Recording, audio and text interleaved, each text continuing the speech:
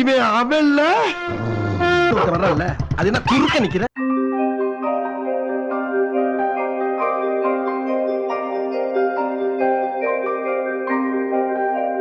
Hi soldiers. என்ன அவன் வியாதி எனக்கு வந்துருச்சு. இன்னைக்கு நம்ம ஊர்ல கேஸ் ரேட் எங்க ஏறி போச்சு. பெட்ரோல் இல்ல, டீசல் இல்ல, இந்தியாவே இந்தியர்கள் கையில இல்லைன்னு இன்னும் கொஞ்சம் நாள்ல உருட்ட ஆரம்பிச்சிருவாங்க. அந்த மாதிரி தான் நம்ம A2D நந்தா வழக்கம் போல உருட்டி ஒரு வீடியோ போட்டிருக்காரா இல்ல உருட்டாம ஒரு வீடியோ போட்டிருக்காரான்னு இந்த வீடியோல நாம பார்ப்போம். வார் நடக்குது அப்படின்னா எம்ஜிஆர் வீடியோ போடுவாரு, நியூஸ் ஏதாவது நியூஸ் வரும், நம்ம பாட்டு வேலையை பார்ப்போம் அப்படின்னு தான் பல நாட்கள் நம்ம இருந்திருக்கோம். உனக்கு என்னப்பா, நீ பைத்தியம், நீ என்ன வேணாலும் பேசலாம். ஆரம்பத்திலேயே நாம வியந்து போற அளவுக்கு ஒரு விஷயத்த சொன்னார். அது என்னன்னா, போர் நடந்தா எம்ஜினா வீடியோ போடுவாராம், செய்தியை பார்ப்போமா, அதை பார்த்துட்டு நாம என்ன ஏதுன்னு தெரியாம அதை மட்டுமே பார்த்துட்டு கடந்து போயிடுவோமா. அதாவது நந்தா எனக்கு தெரிஞ்சு பாகிஸ்தான்ல வாழ்றாருன்னு நினைக்கிறேன். ஏன்னா அவங்க மட்டும்தான் இப்படி பேசுவாங்க. எது எங்க நடந்தாலும் எங்களுடைய நாடு ஜெயிச்சிடுச்சு, நாங்க எல்லாரையும் வீழ்த்திட்டோன்னு ஒரு கதையை சொல்லிட்டு அவங்க சுத்திட்டு இருப்பாங்க. அதே மாதிரி நந்தா என்ன நினைச்சிட்டு இருக்காருன்னா, மதன் கௌரி போடுற வீடியோவை தான் இந்த தமிழ்நாட்டில் இருக்க மொத்த பேரும் பார்ப்பாங்க. அதுவும் இல்லாமல் நியூஸ் சேனல் மட்டும் பார்த்துட்டு இந்த 2 சோர்ஸில் சொல்லக்கூடியதை மட்டும் பார்த்துட்டு அவங்க இதெல்லாம் என்ன ஒரு விஷயம் அப்படின்னு கேட்டுட்டு எல்லா மக்களும் கடந்து போயிடுவாங்களாம் அப்படின்னு நம்ம ஐயா சொல்றாரு. சாரி மக்களே, வீடியோ ஆரம்பத்திலேயே இந்த விஷயத்த சொல்லணும்னு நினைச்சேன், மறந்துட்டேன், இப்போ சொல்றேன். நந்தா இந்த வீடியோவை எந்த சேனல்ல இருந்து எடுத்தாருன்னு பார்த்தீங்கன்னா, ஜான் ஹாரிஸோடைய யூடியூப் சேனல்ல இருந்து தான். அதுல இருந்து பார்த்து பிசுறு தட்டாம ஒரு வரி கூட மாறாம ஐயா இத அப்படியே ஒப்பிச்சு வச்சிருக்காரு. இதுல இருந்து என்ன தெரியுதுன்னா, நந்தாவுக்கு இந்த உலக அரசியல் பத்தியும் எதுவும் தெரியாது, உள்ளூர் அரசியல் பத்தியும் எதுவும் தெரியாது. ஆனா ஃபாரின் சேனலை பார்த்து திருடி அதுல இருந்து எடுத்து டப் பண்ணி போட மட்டும் தெரியும். அதனால நந்தா இது மாதிரி வீடியோ போட்டுட்டாருன்னா உடனே நந்தா R&D பண்ணி பயங்கரமா ரிசர்ச் பண்ணி போட்டாருன்னு யாரும் நம்பிடாதீங்க. இவர் சொன்ன எல்லா விஷயமும் விக்கிபீடியால இருக்கிறது தான். எந்த ஒரு விஷயம் விக்கிபீடியால இல்லையோ அந்த விஷயத்த யார் சொல்றாங்களோ அந்த சேனலை தயவு செய்து எல்லாரும் பாருங்க. இந்த மாதிரி டப்பிங் சேனலை பார்க்கறத நிறுத்துங்கன்னு சொல்ல மாட்டேன். அதை பார்த்தீங்கன்னா உங்களுக்கு எது உண்மை எது பொய்ன்னு சுத்தமா தெரியாது. நோண்ட ஆரம்பிச்சுட்டானே. நாசி கிட்டையும் நாசியோட அலையன்ஸ் இருந்த எந்த ஒரு கண்ட்ரி கிட்டையும் ஆயில்னு ஒண்ணு கிடையாது. ஜெர்மன் கிட்ட 2ஆம் உலக போறப்ப ஆயில் கிடையாது, ஆயில் ரிசர்வும் அவங்களுக்கு கிடையாது, எண்ணெய் வளமும் அவங்க நாட்டில் கிடையாது. அப்படி இருக்கும்போது எப்படி அடால்ஃப் ஹிட்லர் 2ஆம் உலக போர்ல ஆக்சிஸ் கண்ட்ரியை படுக்க போட்டு முக்காவாசி நாள் அடிச்சாரு, அதுக்கப்புறம் எப்படி தோத்தார்னு நாம ஃபியூச்சர் வீடியோஸ்ல பார்க்கலாம். முக்கியமா எப்படி அவர் எண்ணெய் தேவை இல்லாமலேயே எப்படி இந்த போருக்குள்ள போனார்ன்றது தான் முக்கியமான கதை. அதை நாம அடுத்த வீடியோல பார்க்கலாம்.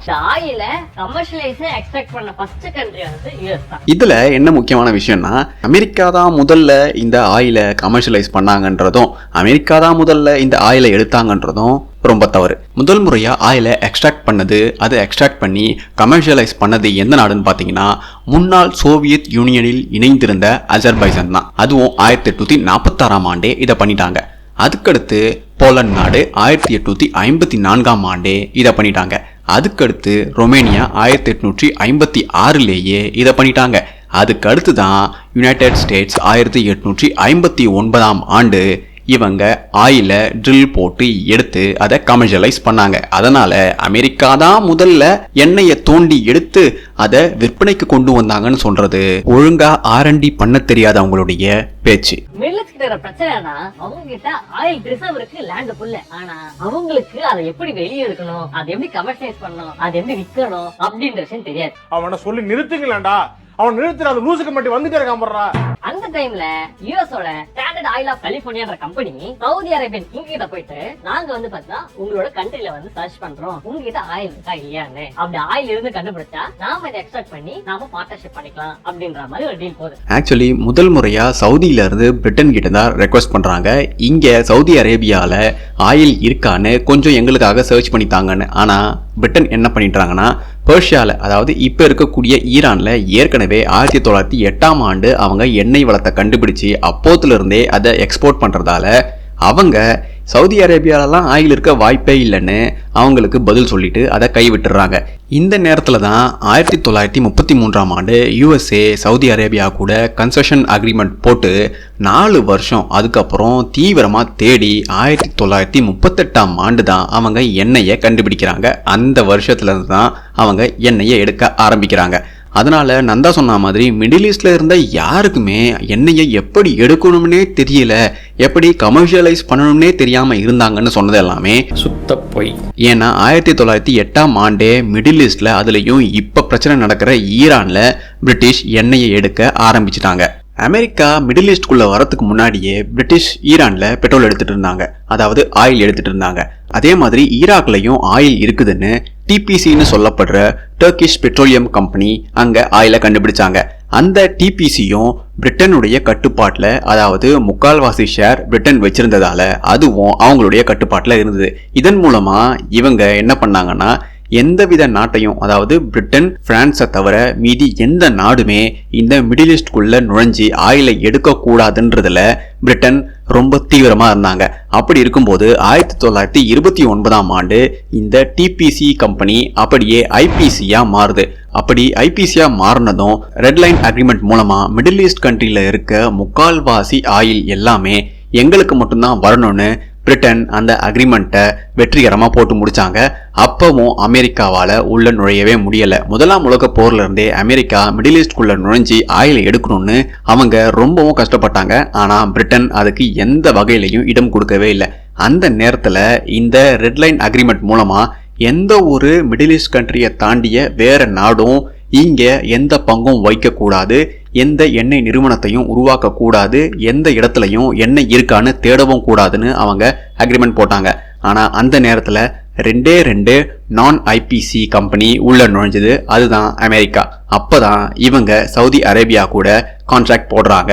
அந்த நேரத்துல அமெரிக்கா மிடில் ஈஸ்ட்குள்ள நுழைஞ்சது. இந்த நேரத்துல ஐபிசி மூலமா Britain, Syria, Jordan, Abu Dhabi, Qatar, Oman, Yemen, ஈராக்னு ஒட்டுமொத்த மிடில் ஈஸ்ட்ல அதிகமா எண்ணெய் வளத்தையும் கேஸையும் ப்ரொடியூஸ் பண்ணக்கூடிய நாடுகளை தன் வசம் வச்சிருந்தது. அதனாலேயே அமெரிக்காவால உள்ள நுழைய முடியல. இந்த சாக்கை பயன்படுத்தி பஹ்ரைன் அண்ட் சவுதி அரேபியா மூலமா டெக்சாகோ அண்ட் சோகால் கம்பெனி மூலமா இவங்க உள்ள நுழைஞ்சாங்க. இதுல முக்கியமான விஷயம் என்னன்னா, ஈராக் மூலமா தான் இந்த மொத்த நாடுகளையும் பிரிட்டன் தன்னுடைய கைக்குள்ள வச்சுட்டு இருந்தாங்க. இப்படி எல்லாமே பிரிட்டன் கட்டுப்பாட்டுல இருந்தப்ப ஈராக்ல ஒரு மிகப்பெரிய மாற்றம் நடக்குது. இந்த நேரத்துல நம்ம அட்டாக் பண்ணனா ஈரான் கைப்பற்றலாம் அப்படின்றது. சதாம் ஹுசேனுக்கு ஒரு ஆசை என்னன்னா, இந்த அரப் கண்ட்ரிஸ் எல்லாம் நம்ம ஆட்சி பண்ணணும், சதாம் ஹுசேன் கீழே வரணும் அப்படின்னு ஒரு ஆசைப்படுறபடி, அண்ட் அதுக்கு இதான் கரெக்டான சாய்ஸ் அப்படின்னு சொல்லிட்டு ஈரானை தப்புன்னு வந்து அட்டாக் ஆரம்பிக்கிறாரு 1980. அங்க என்ன பண்றாங்கன்னா, 1972 சதாம் ஹுசேன் ஐபிசிய நேஷனலைஸ் பண்றாரு. அதாவது இனி ஈராக் பெட்ரோலியம் கம்பெனி ஈராக்குக்கு மட்டுமே சொந்தம், இதுல யாருமே பங்கு வைக்க கூடாதுன்னு பிரிட்டனை இவர் இங்க இருந்து தூக்கி வெளியேறாரு. இதுக்கப்புறம் தான் சதாம் மேல எல்லாருக்குமே, அதாவது வெஸ்டர்ன் கண்ட்ரிக்கு காண்ட் அதிகமாகுது. நந்தா சொன்ன மாதிரி மிடில் ஈஸ்டர்ன் கண்ட்ரியை இவர் ஒட்டுமொத்தமா ஆளணும்னு நினைக்கல. மிடில் ஈஸ்டர்ன் கண்ட்ரி எல்லாத்தையுமே சேர்த்து இவர் US டாலர்ல இருந்து வெளியே எடுத்துட்டு வந்து, அதாவது பெட்ரோ டாலர்னு ஏற்கனவே ஈரான் வீடியோல சொல்லியிருப்பேன், அந்த பெட்ரோ டாலர்ல இருந்து இவர் வெளியே எடுத்துட்டு வந்துட்டு தனியா ஆப்பிரிக்கன் காசு மூலமா இவங்க எல்லா வர்த்தகத்தையும், அதாவது எண்ணெய் வர்த்தகத்தை பண்ணலான்னு இவர் முடிவுக்கு வந்தாரு. இதுதான் யூஎஸ்க்கு மிகப்பெரிய ஆப்பாவும் பிரிட்டனுக்கும் மிகப்பெரிய ஆப்பாவும் வந்து விழுந்தது. அதனால இவரை முடிக்க இவங்க வேலையை பார்த்தாங்க. அந்த நேரத்துல இவர் இன்னொரு விஷயத்தையும் பண்ணாரு. அது என்னன்னா, இந்த நேரத்துல தான் இங்கே முதல் கொமைனி ஆட்சிக்கு வராரு. ஆட்சிக்கு வந்ததும் அதுக்கு முன்னாடியே ஈராக்கும் ஈரானுக்கும் ஒரு பிரச்சனை இருந்தது. அதுதான் இவங்க மதத்துக்குள்ள இருந்த சாதிய பிரிவுகளுக்கான சண்டை. ஈரான்ல பாத்தீங்கன்னா ஷியா முஸ்லீம் அதிகமா இருப்பாங்க. அந்த ஷியா முஸ்லிம்ஸ் என்ன பண்ணிட்டாங்கன்னா, ஈராக்லையும் அதிகமா ஊடுருவி ஈராக்குடைய சன்னி முஸ்லிம்களையும் இவங்க எக்ஸ்ட்ரீமிசம் மூலமா மாத்திட்டு இருந்தாங்க. இதை பொறுத்துக்க முடியாத சதாம் ஹுசேன் அவர் வைஸ் பிரசிடென்டா இருக்கும் போதே இதுக்கு எதிராக பேச ஆரம்பிச்சாரு. அதன் விளைவா இவர் ஜனாதிபதி ஆனதும் முதல் வேலையா என்ன பண்றாருன்னா, கொமேனி வந்த காலத்துல இவர் அட்டாக் பண்றாரு.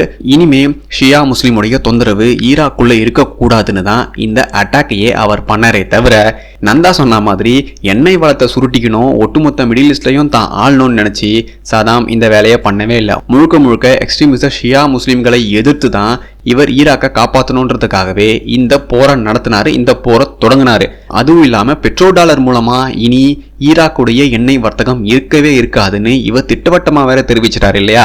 அதுதான் இன்னொரு பிரச்சனையாவே ஆயிடுச்சு. இதனால ஈரான் கூட சேர்ந்து USA, இஸ்ரேல் என்ன பண்றாங்கன்னா, ஈராக்கை போட்டு புழக்கிறாங்க. இதனால தான் நான் சொல்றேன், இந்த உலக அரசியல், வரலாறு, போர் இது பற்றியெல்லாம் நந்தா பேசாமல் இருக்கிறதே சிறந்ததுன்னு. ஏன்னா சதாம் ஹுசேன் எதுக்காக போர் தொடுத்தாருன்னு கூட தெரியாத இது மாதிரியான ஆட்கள் இவங்க சொல்கிற தகவலையும் நம்பி இவங்களுடைய சப்ஸ்கிரைபர்ஸ் இதுதான் உண்மைன்னு நம்பிடுவாங்க. பட் இவர் சொன்ன மாதிரியான காரணங்கள் கிடையவே கிடையாது. இவர் உண்மையாகவே போர் தொடுக்க காரணம் இதுக்கு முன்னாடி சொன்னேன் இல்லையா, அந்த விஷயம்தான். அதுவும் இல்லாமல் அமெரிக்காவுடைய சப்போர்ட் இங்கே அதிகமாக வந்துடக்கூடாது, வெஸ்டர்ன் கண்ட்ரிஸுடைய ஆதிக்கம் இங்கே இருந்துடக்கூடாதுன்றதுல சதாம் மட்டும் இல்லை, மிடில் ஈஸ்ட்டை சேர்ந்த நிறைய தலைவர்களும் அந்த காலகட்டத்தில் நினச்சிட்டு தான் இருந்தாங்க. அதுதான் ஈரான் மேலே போர் தொடுக்க முக்கிய காரணம். அந்த காரணம் தான் இப்போ வரைக்குமே ஈரானுக்கு பெரும்பான்மையான யுஎஸ் மிலிட்டரி பேஸ் இருக்கக்கூடிய நாடுகள் சப்போர்ட் பண்ணாம இருக்க முக்கிய காரணமாவே இன்னை வரைக்குமே இருந்துட்டு வருது. யுஎஸ் வந்து மிடில் ஈஸ்ட் வந்து எப்படியாவது அக்யூர் பண்ணணும் அப்படி நினைக்கிறான்ல, அதே மாதிரியே ரஷ்யா நினைக்க மாட்டான். அப்படி நினைச்சு ஆப்கானிஸ்தானை அட்டாக் பண்ண ட்ரை பண்றாங்க. நந்தா ஒழுங்கா டெக்னிக்கல் வீடியோ மட்டும் போடுறதோட நிறுத்திக்கோ, இதை பற்றி உனக்கு தெரியலை. ஆக்சுவலி ஆப்கானை ஏன் சோவியத் ஊடுருவுச்சுன்னு பார்த்தீங்கன்னா 1978ஆம் ஆண்டு சவுத் ரெவல்யூஷன் மூலமாக அங்கே சோவியத்துடைய ஆதரவோட கம்யூனிஸ்ட் ரெஜிம் ஒன்று அங்கே உருவாச்சு. அதன் ஆட்சி அதுக்கடுத்த 10 வருஷம் ஆப்கானில் இருந்தது. இதன் காரணமாக தான் தன்னுடைய காபூல் கம்யூனிஸ்ட் ரெஜிம் காப்பாற்றுறதுக்காக இவங்க என்ன பண்ணாங்கன்னா சோவியத்துல இருந்து ஆயுதங்களை அனுப்புனாங்க. ஆப்கானை அபிஷியலாக 1978ஆம் ஆண்டு ஊடுருவினாங்க. இந்த கம்யூனிஸ்ட் ரெஜிமை எதிர்த்து யார் அங்கே ஆப்கானிஸ்தானில் போரிட்டாங்கன்னு பார்த்தீங்கன்னா தீவிர அடிப்படைவாத எக்ஸ்ட்ரீமிச இஸ்லாமியர்கள். இவங்க என்ன பண்ணாங்கன்னா இந்த கம்யூனிஸ்ட் ரெஜிமை மூலமா, கம்யூனிசம்னாலே அவங்க மத ரீதியாக எதுவுமே பண்ண மாட்டாங்க, இவங்களுடைய ஆள் அங்கே என்ன பண்ணார்னா இஸ்லாம் மதம் சொல்லி வச்சிருந்த எல்லாத்துக்கும் எதிராக இவர் செயல்பட ஆரம்பிச்சாரு. அதனாலேயே அவங்களுக்கு பிடிக்கவே இல்லை. அதனால அவங்க என்ன பண்ணாங்கன்னா கம்யூனிசத்தை எதிர்த்தாங்க. அதன் விளைவாக தான் அங்கே உள்நாட்டு கலவரம் ஆரம்பிச்சது. இந்த உள்நாட்டு கலவரம் சோவியத்துக்கு தெரிஞ்சதும் சோவியத் தன்னுடைய கம்யூனிச ஆட்சியை இங்கே நிலைநிறுத்திக்க இவங்க 1978ஆம் ஆண்டு ஊடுருவாங்க ஆப்கானிஸ்தானை. அப்போதான் அமெரிக்கா என்ன பண்ணுது, ஆப்கானுக்கு ஆயுதங்களை அனுப்பி இந்த இஸ்லாமிய அடிப்படைவாதிகளுக்கு ஆதரவு தருது. இதன் விளைவாக தான் அங்கே போர் நடக்க ஆரம்பிச்சது. இதுதான் காரணமே தவிர இந்த நந்தா சொன்ன மாதிரி இங்கே அவன் ஆப்கானிஸ்தானை கைப்பற்றணும், ஆப்கானிஸ்தானை மொத்தமாக ஆளணும், ஆப்கானிஸ்தானில் தன்னுடைய காலை பதிச்சே ஆகணும்னா அவன் எதுவுமே பண்ணல. இங்கே ஆல்ரெடி அவனுடைய ஆட்சி இருந்தது, அதாவது சோவியத்துடைய ஆட்சி இருந்தது. அதை காப்பாத்திக்க தான் இவன் வேலையை பார்த்தான்.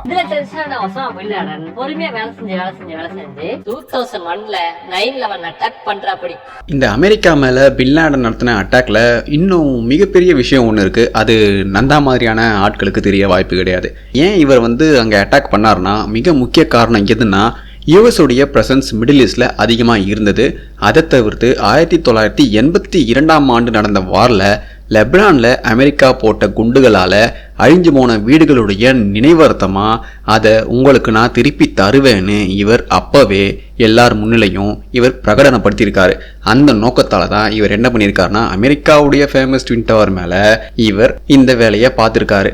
அதுவும் இல்லாமல் இந்த தாக்குதலை அவர் நடத்துறதுக்கு அமெரிக்கா உள்ளே இருந்தே சில பேர் அவருக்கு உதவி இருக்காங்க. இதுதான் உண்மையான நிகழ்வு. ஆனால் இந்த விஷயம் வெளியே வந்தது கிடையாது, வெளியவும் வராது. அமெரிக்காவுடைய டிஃபென்ஸ் எப்படி இருக்கும்னு எல்லாருக்குமே தெரியும். அப்படி இருக்கும்போது எங்கிருந்தோ உட்காந்து பிளான் போட்ட ஒருத்தனால இங்கே 2 பேர் அனுப்பி இந்த விமானங்கள் மூலமாக ட்வின் டவர்ஸை தாக்கிட முடியுன்றதெல்லாம் சாத்தியமே கிடையாது. அதுவும் உள்ளிருந்து அமெரிக்காவில் இருந்து யாருமே அவனுக்கு ஹெல்ப் பண்ணலனா இந்த வேலை நடந்திருக்க வாய்ப்பே கிடையாது. வழக்கம் போல் நம்ம நந்தா சார் என்ன பண்ணிட்டாருன்னா கடைசியில் பொருளாதார பாடத்தை எடுத்துட்டாரு. இந்த பொருளாதார பாடத்தால் இந்த உலகத்துக்கே மிகப்பெரிய அச்சுறுத்தல் நேர்ந்துருச்சுன்னு ஐயா உருட்டிட்டு இருக்காரு. எப்பவும் போல போர் நடந்தால் இது மாதிரியான நிகழ்வுகள், இது மாதிரியான வீழ்ச்சிகள் நடக்கும்னு உலக அரசியல் தெரிஞ்சவங்களுக்கும் உள்ளூர் அரசியல் தெரிஞ்சவங்களுக்கும் நல்லாவே தெரியும். ஆனால் நந்தாவுக்கு இது எல்லாம் எங்கேருந்து எடுத்து எப்படி போடணும்னு தெரியாமல் ஏதோ இங்கிலீஷ் சேனல்ல இருந்து எடுத்து டப் பண்ணி போட்டுட்டு என்னமோ உட்காந்து R&D பண்ண மாதிரி என்னென்ன உருட்டிட்டு இருக்காரு பாருங்க இந்த வீடியோ ஃபுல்லாக. உண்மையாகவே ஈரானுடைய ஆரம்பகால வரலாறுல இருந்து இப்போ நடக்கிற வரைக்கும் தெரிஞ்ச எவனுமே இந்த மாதிரி கான்ஃபிடென்ட்டாக பேச மாட்டான். ஆனால் மற்ற வீடியோவை பார்த்து அதுலேருந்து டப் பண்ணி போட்டுட்டு என்ன ஒரு கான்ஃபிடென்ஸ் பாருங்க. எல்லாருக்குமே ஒரு விஷயத்த சொல்லிக்கிறேன், இது மாதிரியான கான்ஃபிடென்ஸ் உங்கள் வாழ்க்கையில் இருந்தால் நீங்கள் முன்னேறிடலாம். அந்த விஷயத்தில் நந்தாவை பாராட்டலாம். இதுக்கப்புறம் என்ன நடக்கும் அப்படின்றது நான் உங்ககிட்ட கம்ப்ளீட்டா இதுதான் அப்படின்னு சொல்ல மாட்டேன். ஆக்சுவலி நந்தா சொன்ன மாதிரி தான் இங்கே நிறைய பேருக்கு இந்த போர் எந்த மாதிரியான ஒரு முடிவை நோக்கி போகும்னு நிறைய பேருக்கு தெரியல. ஆனால் இதனுடைய முடிவு எப்படி இருக்கும்னு அமெரிக்கா, இஸ்ரேல், இந்தியா, ரஷ்யா இந்த 4 கண்ட்ரிக்குமே நல்லா தெரியும். என்ன மாதிரியான முடிவை நோக்கி இது நகருதுன்னு பார்த்தீங்கன்னா, ஈரானை சுற்றி இருக்கிற எல்லாத்தையுமே ஈரானோட சேர்த்து அமெரிக்கா அபகரிச்சுக்கும். வெனிசுவேலாவை எப்படி எடுத்தாங்களோ அதே மாதிரி. அதுக்கப்புறம் ரஷ்யாவுடைய ஆயிலும் அமெரிக்காவுடைய ஆயிலும் அங்கேருந்து வர கேஸும் எல்லாமே நம்ம இந்தியாவுக்கும் வரும். அதே மாதிரி ரஷ்யாவும் யுஎஸ்ஏவும் வழக்கம் போல் ஒன்றாகி பெட்ரோ டாலரில் தான் இந்த உலகத்தில் இதுக்கு முன்னாடி எப்படி ஆயில் வணிகம் நடந்ததோ அதே மாதிரியான வணிகம் மறுபடியும் நடக்கும். இதை நோக்கி தான் இந்த போர் போயிட்டு இருக்கு. இதுக்கு அடுத்து பார்த்தீங்கன்னா இந்தியாவுக்கு இதனால என்ன லாபம்னு பார்த்தீங்கன்னா, பாகிஸ்தான் வரவிருக்கும் 2 இல்ல 3 வருஷத்துல 4 துண்டா உடைய போகுது. இதனால இந்தியாவான நமக்கு மிகப்பெரிய லாபம், பாகிஸ்தான் பச்சை சங்கிகளுக்கு மிகப்பெரிய நஷ்டம். Until we meet again.